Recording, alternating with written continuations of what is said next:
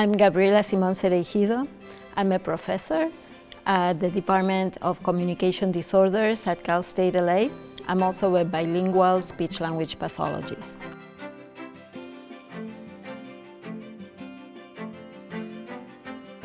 I was born in Buenos Aires, Argentina. I grew up during a tumultuous time in Argentina, during several dictatorships. And one thing I did that I didn't know was going to help in the future was to learn languages, and also I was into dance. Because of dancing, and I was interested in modern dance, I really wanted to come to the United States.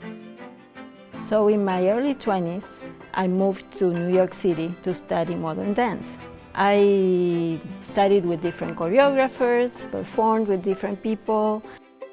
I met my current husband, who was also an Argentine. He was an exile from the dictatorship. By that time, democracy came back to Argentina, so we decided to go back to Argentina. It was a little bit rough, and we had an opportunity to go back to New York City. And after some years, I wanted to pursue a university program.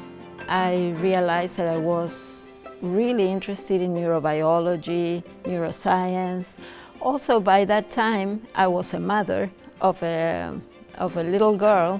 I was really interested in observing her, how she developed both Spanish, which is our native language, and English. I realized that there was another profession in which I could apply my knowledge of languages and also my interest in neuroscience, and that was speech-language pathology. So I worked for a few years in bilingual preschools, special education preschools. I worked in early intervention. After September 11th, the city was suffering, and also my children were changing schools, so I thought it was a good time to move.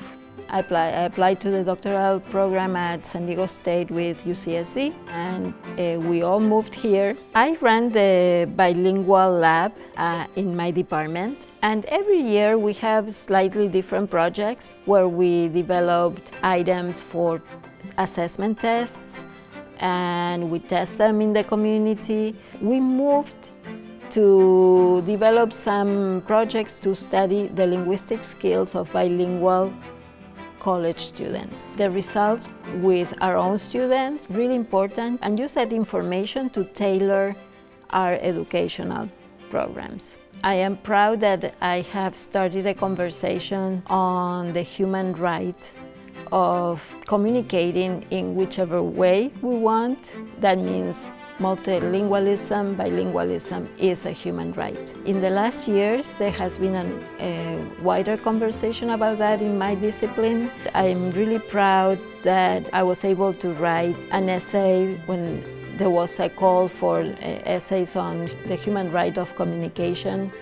I was contacted by people in my field from Spain and Latin America, and now we have an association, and we have promoted different conventions. I feel that this more international connection is a new thing that happened in my life, a new asset, and I hope to eventually find a way to also share that more directly with my students. To my colleagues, I want to tell them we are really important agents of change to our students. We need to feel proud about that. My image of at least our department is that we are the little engine that could. No one, and not even dictatorships or bad things that happen, can really kill our dreams.